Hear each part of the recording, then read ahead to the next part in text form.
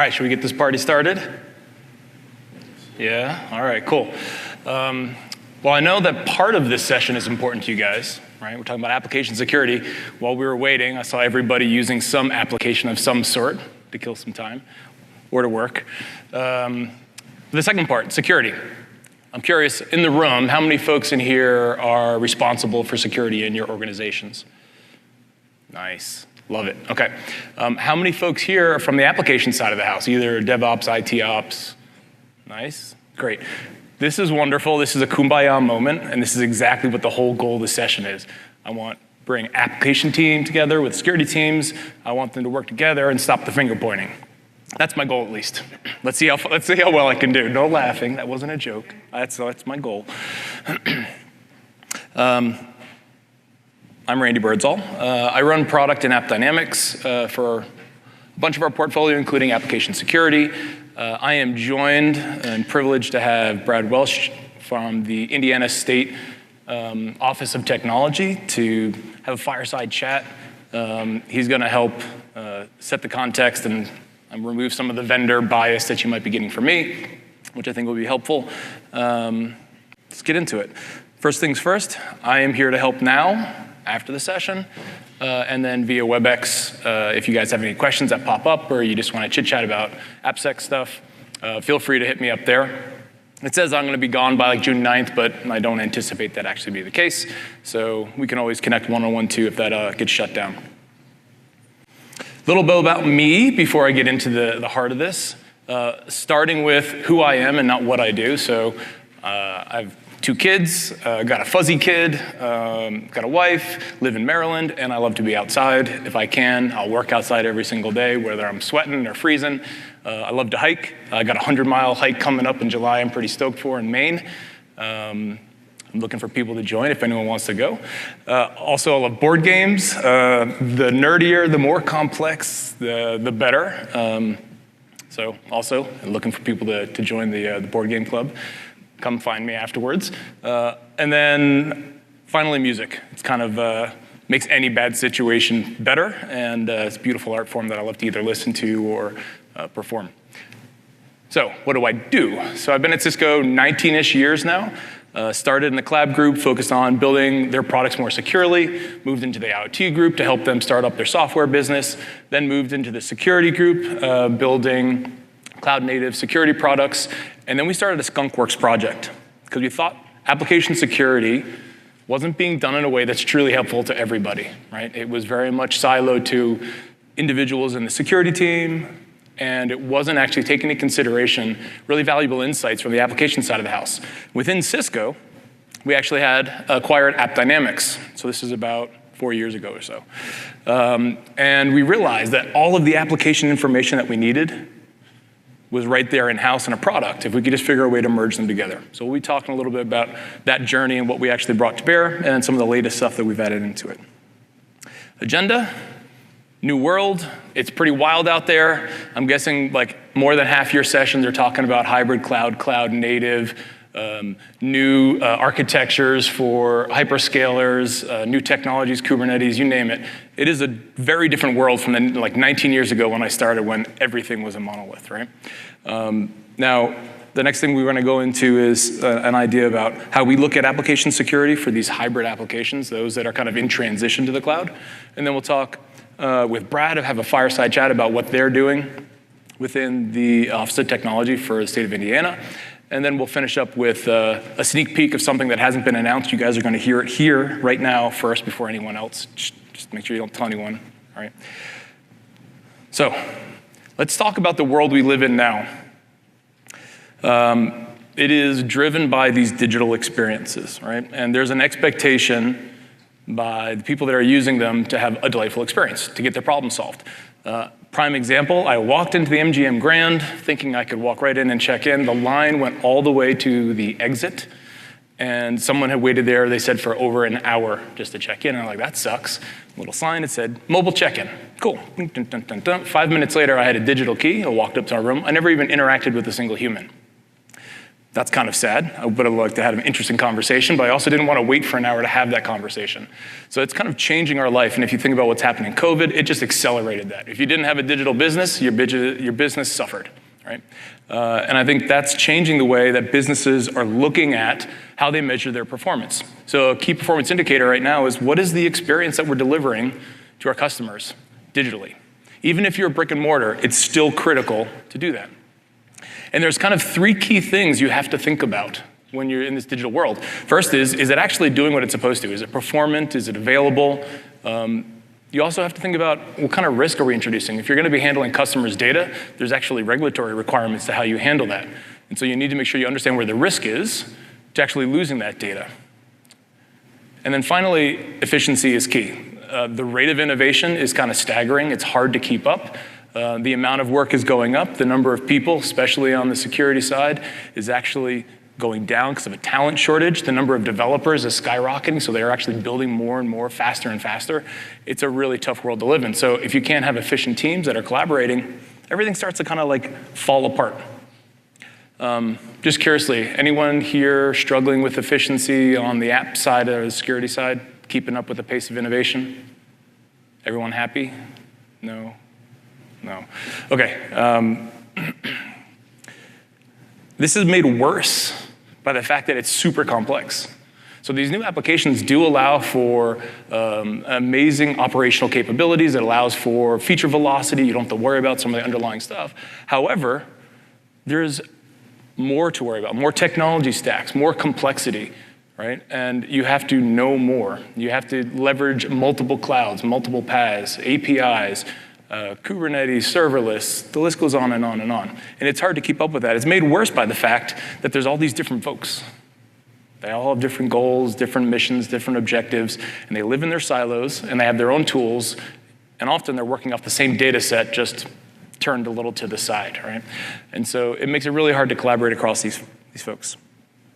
And that leads to unbelievable amounts of data without any real insights. It leads to tool sprawl. Right? Anyone here have more than 40 tools in their ops landscape? We hear that a lot, 40, 30. That's pretty nuts. Next thing we get is just the friction, right? Because of the pressures that are happening, these app teams, security teams are having trouble collaborating. There's a lot of friction there. And part of that is that they're not thinking about things through the same lens, right? They're thinking about things in piece parts. I'm looking at an EC2 host. That's what I care about. That's my responsibility as a sysadmin. Oh, well, I'm responsible for the security groups in AWS. That's what I think about. At the end of the day, all of these things are to do what? Deliver a digital experience to a customer.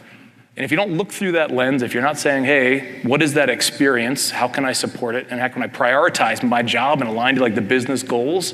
Then you get out of sync, and teams have trouble connecting and understanding each other. And so that is so bad between the app and security teams.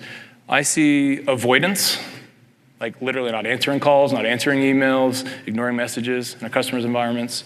I see the security teams generating a security report, and I apologize, security guys. I love you. I trust you. I do. Trust me, I do. Like, they'll generate a report of 1,000 vulnerabilities, and they'll hand it over to the app teams and say, you know, you got to get rid of these, right? We have to reduce the risk. And they do. But the app teams are like, I don't know where to start. I'll start based on the CVSS severity. We're going to find that that's not always the best technique. And the app teams get really frustrated because then they have to go and prove that they've actually remediated, and they don't really know. They don't understand security. Did I remediate it? Did I fix it? I don't know. By the way, I have to refactor my entire application to catch up. So there's a lot of friction there, and it's extremely problematic. When you're talking about in the US, it's 9.4 on average million to contain a breach. Right? That's a staggering number. It's even worse when you start thinking about it takes 3/4 of a year to detect and contain a breach. So you right now in your organization could have like 10 of these suckers sitting there waiting. You have no clue, and you're going to have this $90 million bill showing up at the end of the year. That's a scary world to live in, not to mention the fact that it might take you 3/4 of a year to find it, but 60-some% of the time, that data is gone in 24 hours. So if you don't know about it quickly, if you can't plug your holes quickly, it's kind of a lost battle. And companies are now starting to allocate budget knowing this will happen, right? They are allocating budget for their next ransomware attack they know is coming. That's kind of crazy. That budget could be used for something better. A stat that I don't have in here, but I love, by 2025, we'll be spending close to $10 trillion to fight cybercrime. That is close to what we spend on healthcare across the entire world, right? Imagine if we could take the money we're spending on cybercrime and spend it for something good for the world. Now, Log4j, I know it's kind of dated and you probably hear it come up all the time, but like this one is like permanently tattooed on my forehead. I think about it all the time, not just because of the work we had to do in our own environment, but also because of the work we had to do with our customers, right?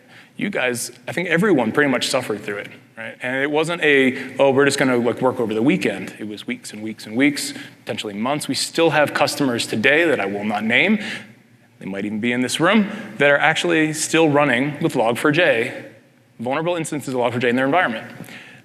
Because they don't have the source code, they don't know exactly where it is, they don't have the developers to remediate it, or they're saying, you know what, we've got other things we have to go deal with. That's kind of a scary world to live in. So we believe that there's a better way to do it. I'm not just gonna talk about all the problems, I wanna talk about what I think are solutions. And first and foremost, full stack observability. This concept of I want to be able to look up and down from the infrastructure layer all the way up to the data and everything in between, the code, all right, the third-party services, the paths whatever is in between to deliver that digital experience, I want to know about, and I want to have visibility to, and I want to be able to take action on. And then I want to be able to correlate up and down that stack, and I want to see it across the life cycle. But what's most important is actually correlating it back to the business. Like, what is that digital experience we're delivering? Whether it's an e-commerce site, if it's an internal like HR tool, whatever that is, you want to know how is that existing? Where is the risk in that? Where is the performance across that digital experience? We're going to focus on security, obviously, here, but I think it's important to start with what we offer from a visibility on the application and business front. Anyone here familiar with or use AppDynamics? Okay, cool. We got like 6 hands in the room. So for those that don't and aren't familiar with it, AppDynamics allows you to monitor the performance of your applications down to the code level, and all the piece parts required to deliver those digital experiences. So like, for instance, a cart checkout, you click one button, but in reality, 10 things happen behind the scenes. There's data stores, databases involved, there's third-party API calls. We track all the way through that. We can also plug into those old business solutions, mainframes. We also plug into business apps like SAP, and we give you that end-to-end view as to what is the health of that structure. Now, this is fundamental, in my belief, to actually layering in security. Because anyone's on the security side who's gone to the app team, they're gonna push back on new agents. Nope, no new agents. I don't trust you guys. You're gonna mess something up. So move out to the perimeter.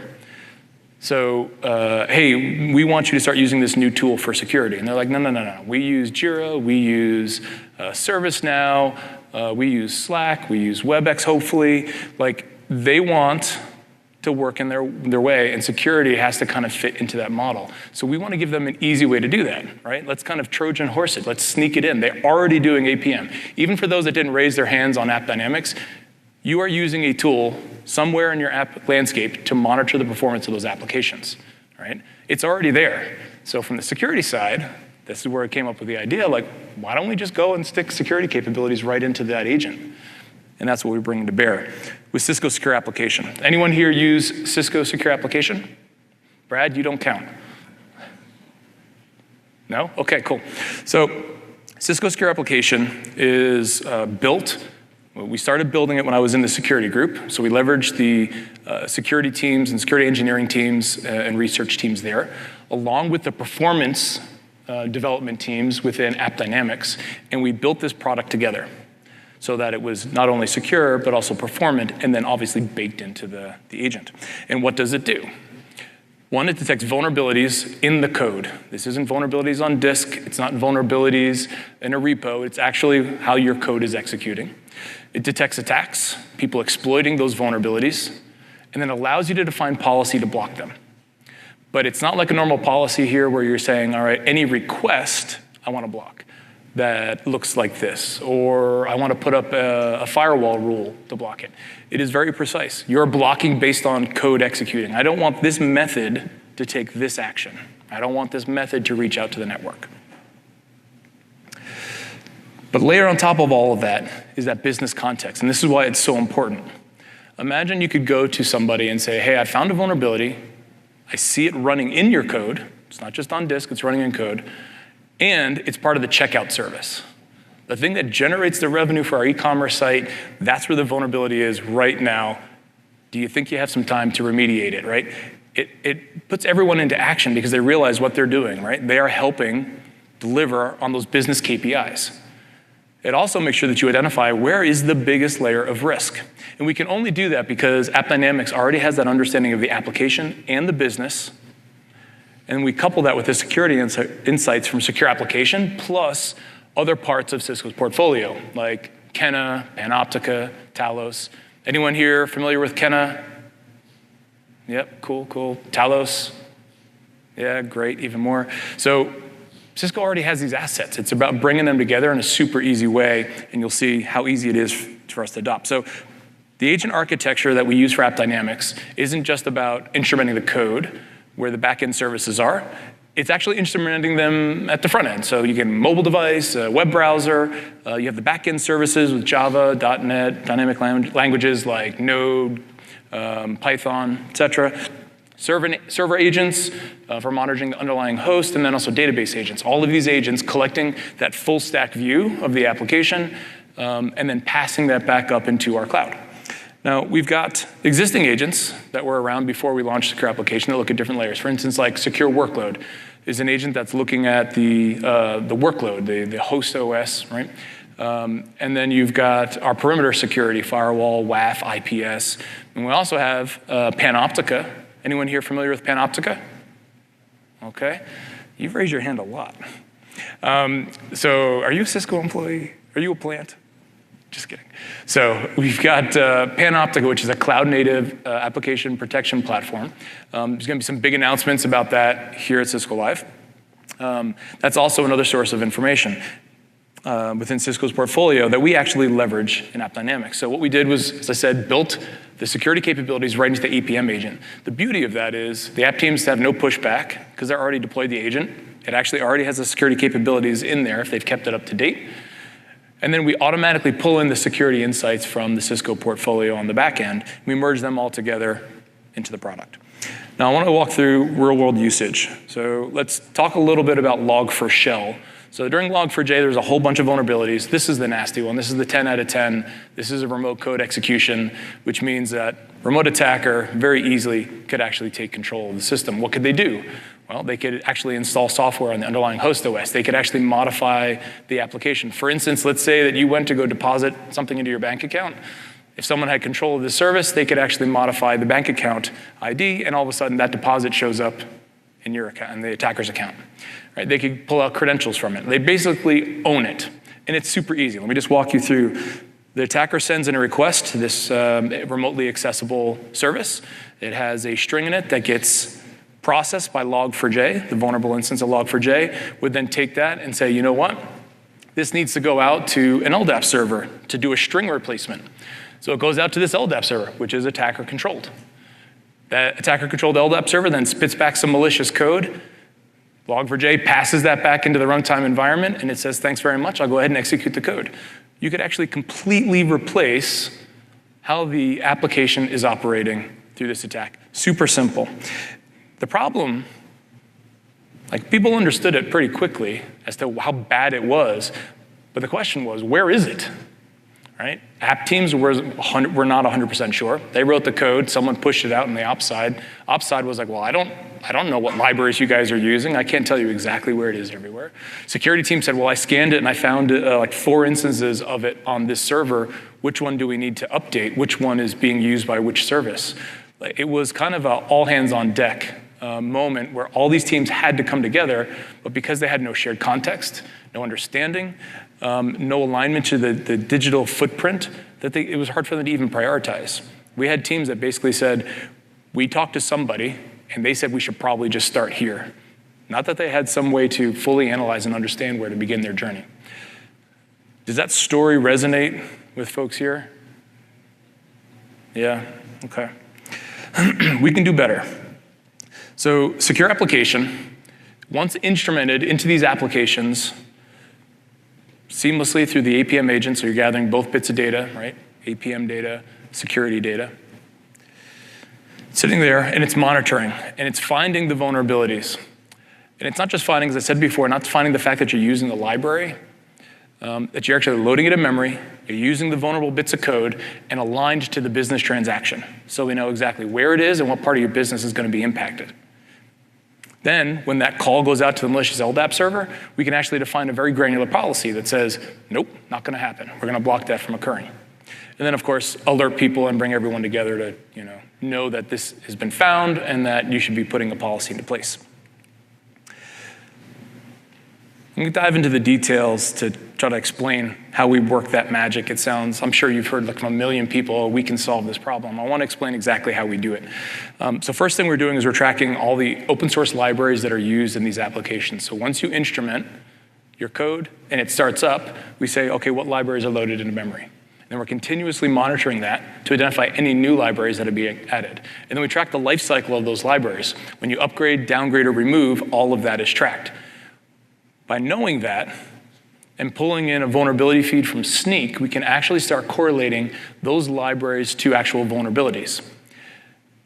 And then we can say, all right, we know the vulnerability exists the moment it hits. For instance, back to the Log4j example, we're obviously monitoring AppDynamics backend with secure application. When that vulnerability was disclosed, we knew exactly where it was in our entire landscape within a few minutes. Then it was aligned to our BTs, and we can go put blocking policies in place and actually remediate as we needed. So having this constant monitoring, understanding what libraries and what vulnerabilities there is extremely powerful. However, this is the problem with just knowing about a vulnerability. Last year, more than 25,000 vulnerabilities were disclosed. 25,000, that's 68 per day. And at that rate, no organization can keep up. On average, an organization can resolve 1 out of 10 vulnerabilities in a given month. 95% of all IT infrastructure has a highly exploitable vulnerability in it today, on average. So with that rate of disclosure and discovery and remediation, it's just not possible to do it all. So organizations run with vulnerabilities, every one of them. Cisco included. There is not a single company, even the US government, the most secure agencies will have vulnerabilities in there. They'll accept the risk and they'll move forward and they'll put mitigating controls in place. So how do we do it better? And this is where we leverage Cisco Kenna. Cisco Kenna has actually built a machine learning model that leverages volume and velocity of threat activity on an exploit. Basically, bad guys trying to get into these vulnerabilities, and they're monitoring that in the real world and tracking it. And then they're also looking at the historical data of similar types of exploits and vulnerabilities and that type of library to make a determination as to what is the likelihood of an exploit. It'll actually predict with a 94% accuracy the likelihood that you'll get exploited in a particular vulnerability. So if you couple that with knowing, one, you've got the vulnerability, two, you know you're using it in your code, and three, what's happening in the real world and get a likelihood, you now can actually start prioritizing this in a completely different way. The CVSS score that we all use or have used traditionally just basically says in a lab environment, this is the score. It is not your environment. It's not measuring real world behavior, and that's problematic. If you follow this methodology, let's take this customer. We went to a customer. They had 184,000 instances of vulnerabilities in their environment. By using the high and critical methodology from CVSS, they would have had to resolve 100,000 of those instances. They'll never be able to do it, right?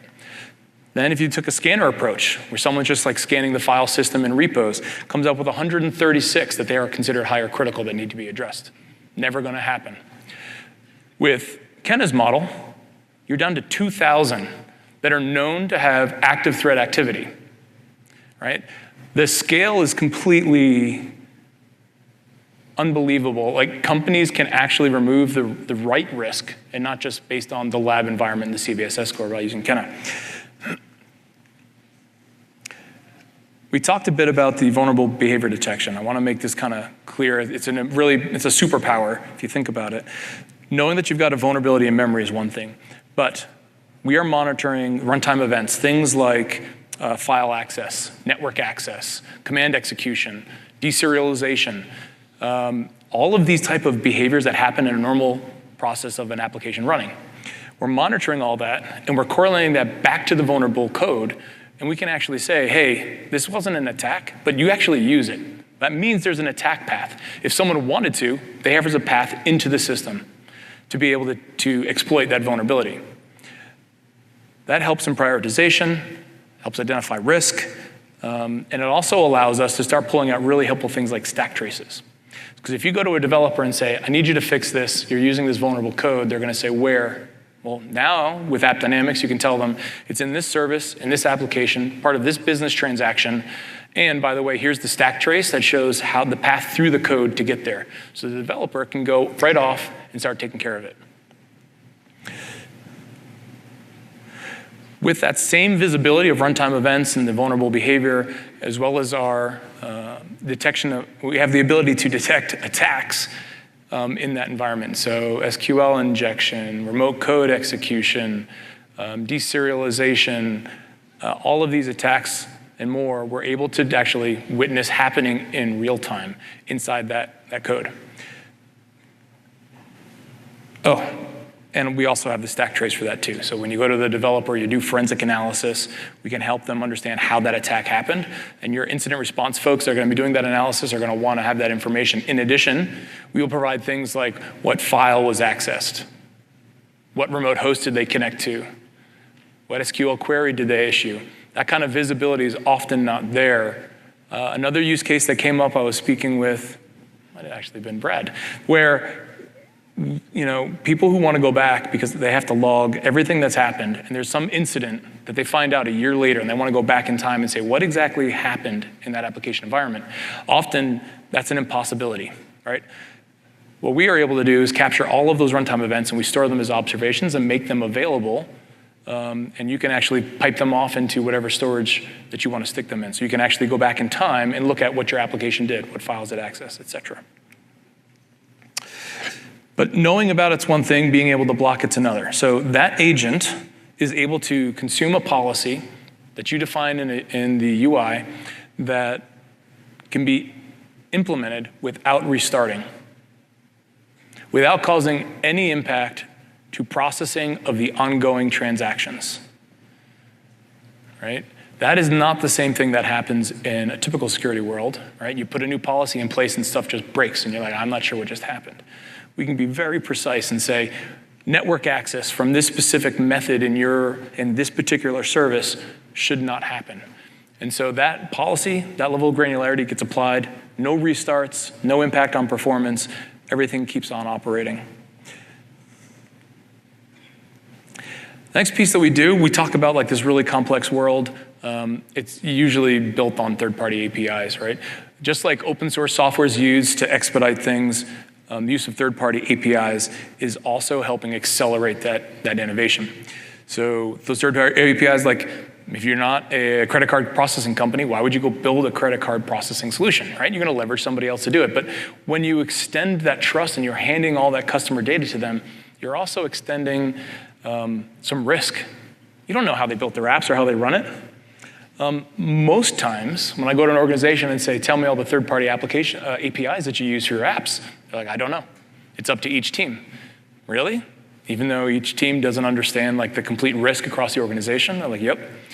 And so it's a real problem just to know what's out there. We will catalog all those APIs. That's something we already do actually in App Dynamics. We have that, we call them exit calls. And we have all of those APIs, and then we go and we pass them over to Panoptica. Panoptica provides security findings on those APIs and get some really cool findings, right? TLS, we're still dealing with people using old versions of TLS. Boom, we can bubble those up. We can say, hey, you're missing particular security headers that you should have in the HTTP response. What ports are actually being used on these APIs? And then the one that I think is really kind of compelling is this view into the tech stack, delivering that API, and being able to bubble up vulnerabilities that could exist in that tech stack. So all of this visibility, just what APIs are there, and then what security risk are they introducing, now all at a click of a button. Now, all this is good, right? But it's still, remember that problem we talked about before, data overload? Like we just, boom, here's a whole bunch of vulnerabilities, attacks, and all this stuff.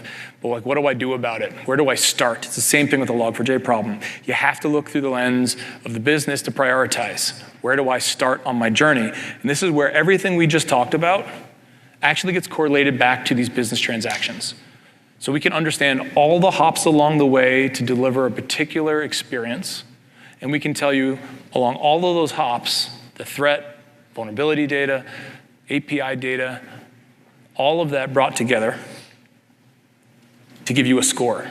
And this is such a like, wah, it's a number. You gave me a number, big whoop-de-doo. It's a really powerful number because now you can prioritize. Because we're looking at the likelihood of an exploit in your specific environment, and then we're looking at the impact to the business if that were to be exploited.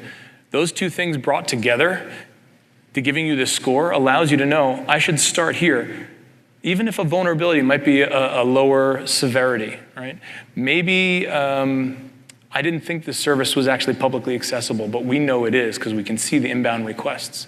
Or I didn't know it had access to a data store, right? All of that is known and brought to bear, and you can see here in the business risk score that I'm gonna do a demo on to make it real. Should I do it live? Take the risk? Yeah, all right. Brad, if I bomb, you gotta come up and tell jokes. Okay, so we're gonna start here. This is the AppDynamics console. We're gonna start with this application, which is the production sock shop. So it's an e-commerce site. You can see here, this is what we call a flow map. This is all the components that are being monitored as part of this application experience. Within an application, we can monitor all the vulnerabilities, like so an aggregate of all the vulnerabilities in the app, all the attacks that we've witnessed, and then the overall business risk of this application. But as I said before, it's important to look at things through the lens of business transactions. Right? So here, we have your top 10 business risk aligned to transactions. You can see, or maybe you can't because it's pretty small. Let me zoom in. All right. You can see that the number one here is orders. So the orders business transaction is in a critical state. So the score is out of 1,000. This is 750. And so if you were thinking about where do I want to go focus first, ignoring what vulnerabilities might even be there, this is where you would start. And we can look at the business risk for this transaction. And you can see a couple of things here right up front. Like the top of it is just like, what's the quick hit? Give me the scoop. What are the factors that you guys have detected? In this particular business transaction, we've seen vulnerabilities with high exploitation risk. So this is a combination of finding the vulnerabilities and then using Kenna. Next up, we've got threat activity we see in there. We're seeing external APIs that are unsafe that are being used. We know it's an important business transaction based upon how it's been configured and the load of traffic across it. It doesn't actually have access to a data store, so that's good, but it is publicly accessible. So all of those vulnerabilities, there's a way in. If we take a look down here at the list of vulnerabilities, you can see a really interesting one here. You can see this exclamation point under reached. That means the vulnerable code for that vulnerability has actually been reached. If you couple with that, with the fact that Kenna gives that 100 out of 100, that means this is like all hands on deck moment, you gotta address it. And this is actually Log4j, surprise, surprise, right? We can come in here and actually see that there's been multiple exploits against the Log4j vulnerability right here. And on the right side, we can see the vulnerable method that was used. We can see the entry point into it. And we can go down to the stack trace that I was mentioning before. So when you go to the developer and say, hey, we're still see Log4j in the environment, and we actually see an exploit on it, we actually have the data for them to understand exactly how they got into that system. Let's head on back to vulnerabilities. All right, now let's take a look at the power of Kenna. So I'm gonna sort on CVSS score of low. We can see here, there's a 5.3, right? Once you get into 5.3 land, that's medium. Most organizations ignore them. They can't handle dealing with lows and mediums, right? So they'll get tossed out.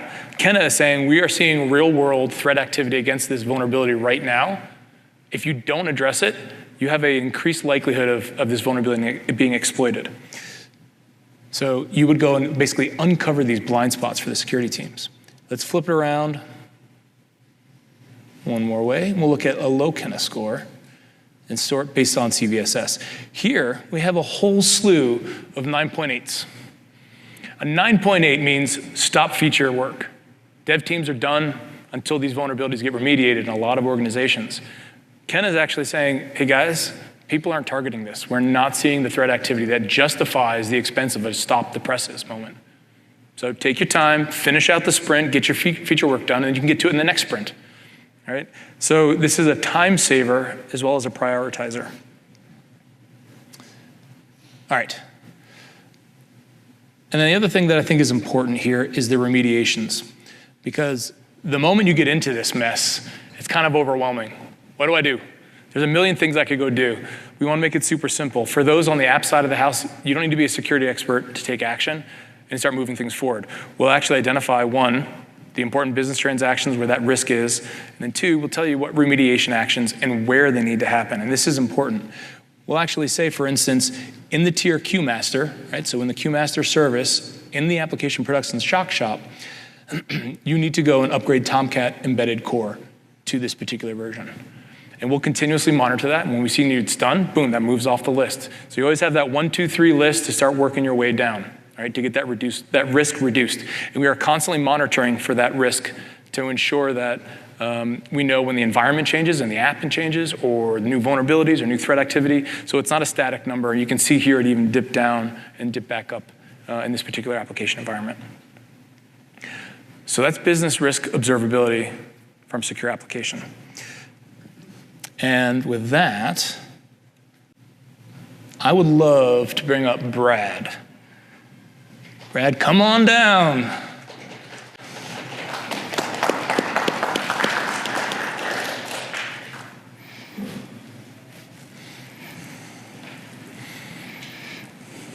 Got her.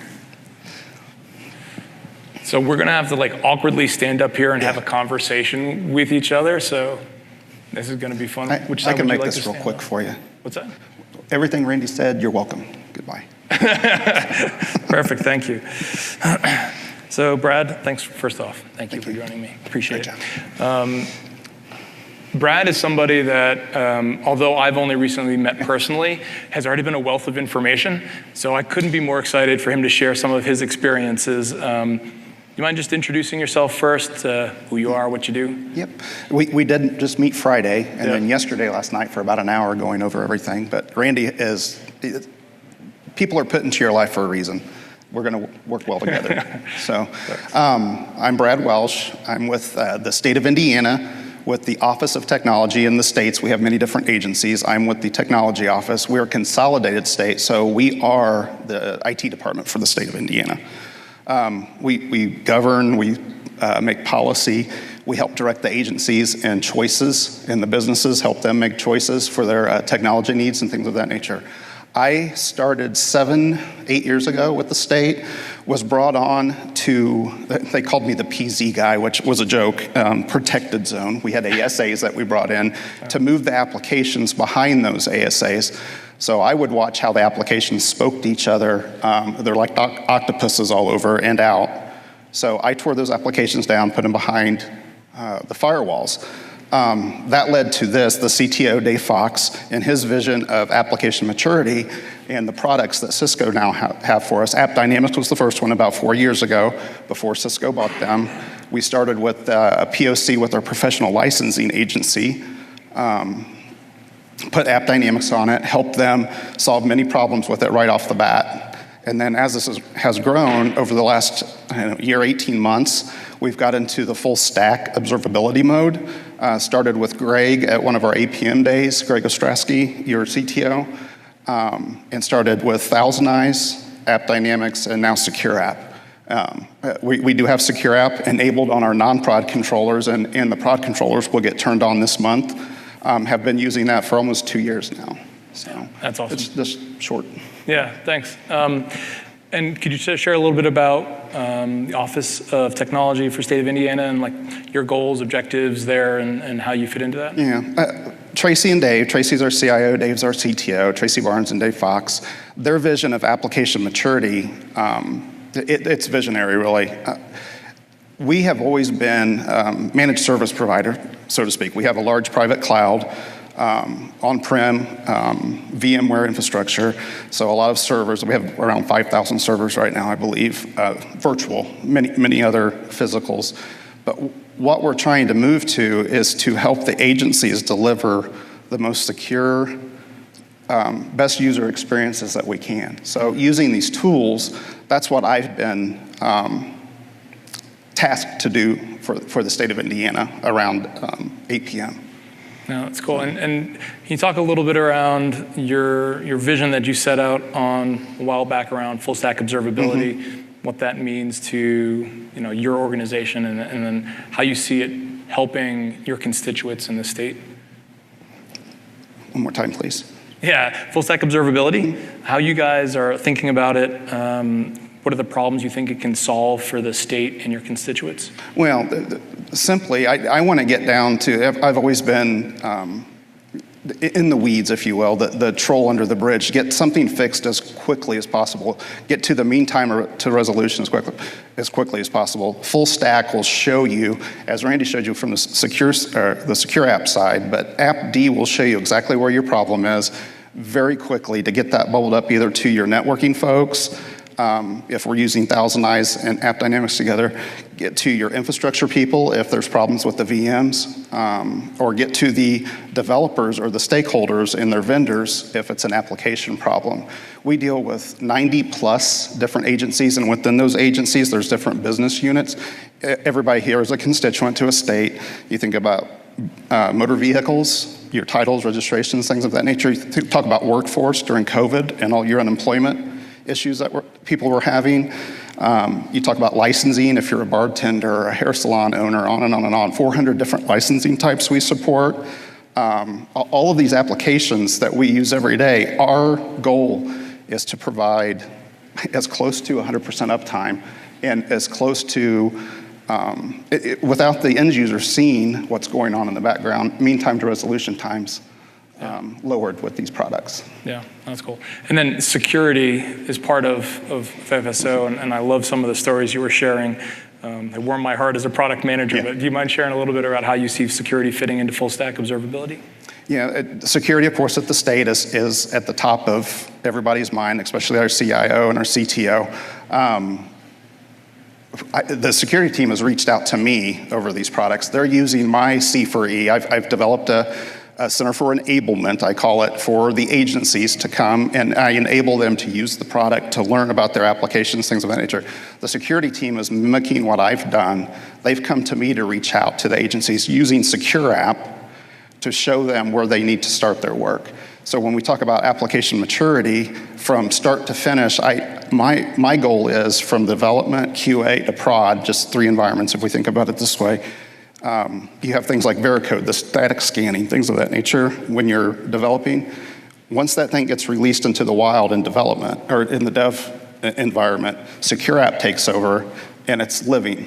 It tells you right out of the gate if you have problems. Hopefully the thing that you release is healthy because you've gone through a proper development cycle, but then when Secure App takes over, then you have the ability to see in real time any vulnerabilities.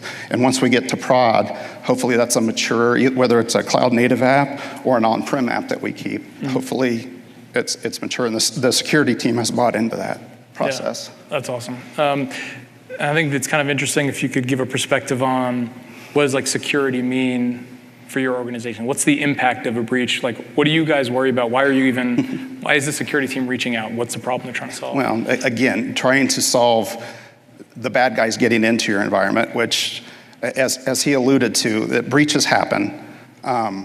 With this product, in certain instances, if the policies are correctly formulated and stuff, the app will not come down, but it will keep the bad guys out of the app, that particular library or whatever. So it's very important from the security standpoint. And that team, because we don't have any products that can do this right now. We have things like Rapid7 that scan your widgets, your servers, and things of that nature. And like he said, they send 700, 1,000 vulnerabilities over to the business owner, and they look at these things like, what do we do? Now they can say, this is what you need to work on. We don't need, if there's any networking people, I got a network background, we don't have to worry about if a firewall hole's open anymore. We can stop this stuff from, because these applications, they have to be able to speak to work. Dynamic port ranges we've heard of and stuff. Don't open the dynamic, but they need them sometimes. So it's very, very important to be able to use these tools to mitigate the footprint for the bad guys. Yeah, as you said before, like some of the folks that you're supporting for licensing, for basically running the entire state of Indiana's business, if those goes down, right, you don't have revenue generation as an example, right? Like everything kind of like slows to a halt. And I think that's the piece that's really important to understand is it's about protecting that business, right? It's not just about stopping an attack, it's stopping an attack where it matters. Could you talk a little bit about the partnership that you've had with Cisco and how that experience has been as you've gone through the FSO journey? Yeah, the partnership is invaluable. Cisco as a vendor has been, and I've made many friends. We all have our work families. We work more sometimes than we spend with our real families at home. I've made a lot of friends. I've met Randy now. They've been extraordinary to help us get this set up. We started 2 years ago defining the 5 pillars of the program. They were with us every step of the way. In state government, you guys can imagine the process is slow sometimes. We've had POCs that have lasted way longer than anybody should. They've dealt with us for a very long time and have been very patient with us and have put together a very good team of professional services, TAMs, everybody that we need to be successful at this for the state. Yeah, that's awesome. We appreciate the partnership too. Last piece, any advice for those that are thinking about, this sounds like a whole lot for me to go tackle, what's my next step? Well, understand the business. As technologists, we have to understand the business needs in my area of agencies and state government. Those of you that are in private enterprise, understand your finance departments, understand your sales and marketing departments, understand any part of the business that needs these types, they all have different applications that they use and things of that nature. Understand them, work with them, show them that you're on their side. Security and development work together. Yes, we're not against each other. We're all in it to provide good services to our customers. So. Yeah, no, I appreciate that. And something else that you shared with me and you mentioned was the center of enablement. And I think this is important advice. And I'm seeing this trend pop up everywhere. This idea that, as a managed service, these IT ops organizations are creating platforms that enable other teams to easily onboard. Like it should not be a chore to start monitoring this stuff and being able to realize the benefit of full stack observability. So I applaud you for that effort. Thank you. Yeah, and Brad, really appreciate the time. Thank you very much. Thanks so much. Thank you.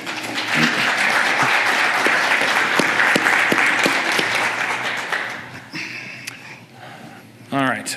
So something that triggered in my mind while we were chatting there that I totally forgot, and it's shame on me for doing it. I talked a lot about integrations, right? We talked about Kenna, Panoptica, Mentalos, Sneak, all of that stuff, right? We talked about business risk observability. All of that requires just one license and no configuration. Everything I demoed requires no configuration. Let that sink in for a second. Like, that doesn't make any sense. I'm sure there's some partners out there who are probably like, oh, come on, how am I gonna monetize this? But the idea is it shouldn't be hard, right? You deploy the APM agents, you license it, and you turn it on. And boom, you get all the business risk insights, you get the vulnerabilities, you get attack detection, all out of the box. All the Panoptica insights, out of the box. Kenna, out of the box. It's all right there for you, okay? All right, now let's move on to the secret. You're not gonna hear the secret if you leave. All right, so we are launching a brand new solution that's built on top of a product that we used to call AppD Cloud or App Dynamics Cloud. It's been renamed. And we're gonna cover that right here. No NDAs have to be signed. So first off, what is Cloud Native Application Observability? That product, which used to be called App Dynamics Cloud, is built from the ground up to monitor cloud-native environments, serverless functions, managed Kubernetes. If someone's gone all in on cloud, this is the tool for monitoring all of that. So this has been out in market for a while. We're continuing to build on it, and it is part of our portfolio where we can provide a unified experience to monitor wherever part of the journey you are, if you're hybrid application or in cloud-native applications. Now, this product has a lot of the same high-level views. It's what is the application health, what is the business health. That's what the product's built for. And it is built on top of something else. I'm going to give you 2 secrets. We're also launching something called the Full Stack Observability Platform. Okay, and I'm not going to go into a lot of details, but it is a platform that enables people to build observability products and integrations from a single set of data. We talked about like that data overload, having data in like 15 different places. We're going to bring it all together in the FSO platform and allow you to build tailored experiences and insights to your environment based on what matters most, as well as let third parties build on top of that. Cloud-native application observability built on top of the FSO platform. Also built on top of the FSO platform is our Security Insights module. This follows very similar principles to what we saw in Secure Application. It's always through the lens of business, so you have your business risk score, and we're going to look at things a little bit differently, right? Cloud-native applications behave differently than a hybrid application. You're going to have container-level visibility that's important. You're going to need to know Kubernetes and the configuration there, as well as some additional capabilities around data leakage that we can actually support in this product. So all of this comes together. It's going to be GA'd, you can see here in Q3, so July, August timeframe. Architecture is a little bit different, but same principle, right? You're already deploying your agents, or in this case, they're called collectors. The collectors run in Kubernetes. They're collecting information about that environment. Part of that collection is also the Security Insights module. So that collector is deployed at the same time with a Helm chart. If you're not Kubernetes folks, that's cool, but just think about it like it's a package of all the services necessary to do something. So this Helm chart gets deployed, and security is just part of it. So the app teams don't have to worry about doing something special for the security folks to get visibility. That data starts coming into the FSO platform, as well as the Panoptica. Then Kena and Panoptica, as well as all of, you see MELT there, that's metrics, events, logs, and traces, telemetry, all of that data coming into the FSO platform. So we have a single place to look at it all and provide actually entity correlation up and down the stack, from the infrastructure to the code, to the different types of telemetry, metrics, events, logs, traces, vulnerabilities, your security posture, all easily correlated and visualized together. Now, what capabilities are we bringing to bear? It's, again, slightly different for a Kubernetes environment. One, we're looking at detecting vulnerabilities. This time, it's runtime, same thing. So you're monitoring in runtime what's going on right at this moment, what's actually in production. We're detecting those in the container image layers. Then we've got infrastructure posture. So we're looking at the Kubernetes configuration. By the way, number one issue for security breaches in Kubernetes, misconfiguration. So we're monitoring that to understand how the services are actually being deployed and operated. And then finally, we're detecting data leakage and actually redacting that data from the services. Let me do a demo. This one I wish I could show live, but all the bells and whistles aren't there yet since we're not GA. So I'm going to show you a Figma.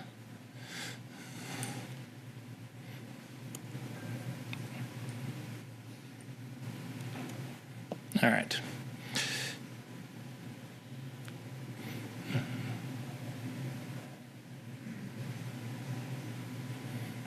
So here, we have the business transaction list, right? So we already kind of talked about that enough. We have the same business transactions being tracked in a cloud-native environment. We can go ahead and filter using tags. So if you've got a service namespace that you're deployed your application in Kubernetes, we can filter on that. We can filter on AWS region, whatever kind of environment tags you want to use. We can see here the list of business transactions. We have a checkout one where the performance is okay, but their business risk is high. If we take a look, this view is really cool. It seems simple, but the power of it's pretty amazing. This is the power of FSO platform. All we had to do was pump the data in for security insights, and it automatically gets correlated to everything on the back end. If you wanted to pipe in, and you'll see other announcements around cost optimization and resource optimization, same thing. We just pump in insights there. Like, what is the cost of this Kubernetes cluster that you're operating in? That can also be visualized all together with all of this, in addition to the security insights. So here we see on the right side a bit of information around the business risk, like what are the risk factors? So one, there's significant business impact if there were to be an exploit here. We've got 5 vulnerabilities detected across this business transaction. And then we see the infrastructure context. We have 2 pods. Pods is just, it's like the service instance. So you're going to deploy multiple instances of a service. That's what a pod is. Let's dive into these pods. So we've got 2. Nginx is the one that's highlighted right here. On the right side, you'll see that we're bubbling up the fact that this particular pod within Kubernetes is allowed to run as root. What does that mean? That means if someone were able to get into a vulnerability in the software for Nginx, that pod could then start executing code as root on the underlying host, right? You also have the ability to, you can see like write, most containers are gonna run in a mutable state. You're not gonna actually wanna write to a file system. We can see that's possible. We also see it's public facing, which means someone can get to it from outside the cluster. So there is an attack path here, and that attack path is through these vulnerabilities that are correlated to that pod. And you can see these vulnerabilities also leveraging the power of Kenna. So you get the Kenna score right in here, so you know the likelihood of exploit. And all of this information bubbled up into your business risk score. Now, the other thing that we're announcing is the ability to actually take the telemetry coming out of these systems and scrub them for data leakage. So we can look for personal data and sensitive data. We'll have automatic expressions that'll detect things like social security numbers, email addresses, credit card numbers, you name it, so that that data doesn't end up in a new system and put you in regulatory compliance hell, right? I think all of us are on the hook for making sure we're protecting our customers' data. This will do it automatically for you. It also does redaction. You can see in the lower right-hand corner, this is the actual message we received and then redacted and put a substitution in for it. Now, in addition to that, that also gives us a sense of what kind of data is traversing that business transaction, which is so important. So now we know highly sensitive data is traversing this business transaction. What does that mean? Well, Ken has told us the likelihood of exploit's high. We saw that infrastructure security posture is pretty low.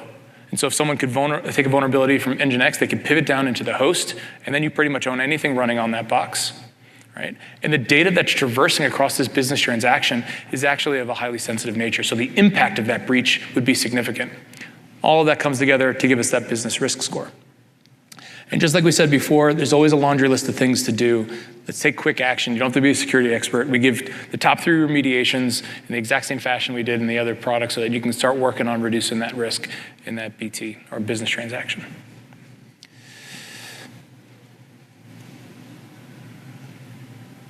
You guys can hold your applause till the end. I mean, calm down, calm down, calm down. All right. You got a question? You got a question? Yeah. You can. This is all looking at open source libraries and looking at vulnerabilities there. Yeah. How efficient is it with custom development, like looking at bad code? Yeah. So the question was, we're looking at open source vulnerabilities. How is it about handling our own vulnerabilities we've created in custom code? So we obviously don't have CVEs or any way to identify like publicly known vulnerabilities in your own code, but we can detect in secure application vulnerable behavior in that app. Are you not properly sanitizing input coming in for your SQL queries, as an example, right? But the other thing is we can detect 0 days. So you can go ahead and say, I don't want any remote code execution to happen in our environment. So let's say you didn't know that you had a vulnerability in there that allows that. We'll see it, and we can also block it. So we have some capabilities. Would I say we will protect and detect all? No. No. So I think you're still going to have a need for something like your SAST and your DAST to look for some of those custom code vulnerabilities that you've got. So as I mentioned before, and I don't mind saying it again because it's super important, everything I showed you, including the last bit with cloud native applications, is just simply deploying and turning it on. Right? There isn't a configuration required. That's a superpower. And as Brad was mentioning, you can do this and be seen as a hero to the security teams where they're like, hey, I need some visibility, I need some control, help me out. The IT ops teams, the app ops, DevOps teams, they can bring these tools to bear to help accelerate that for them. So once you've activated it, dashboards pop up. There's nothing to deploy other than the agents then everything else is there. No back-end integrations required, no additional licenses for those. And then you're instantly getting that value and understanding, how do I prioritize? What's the impact to the business? All without lifting a finger. So you heard it from me.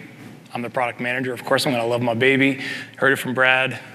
Okay, maybe he's a plant. He's not. He's actually doing this. But it's not just us, right? We've received 2 awards, breakthrough awards in cybersecurity in 2021 and 2022 for secure application. Gartner has also called us out as the #1 critical capability for security operations teams in 2022.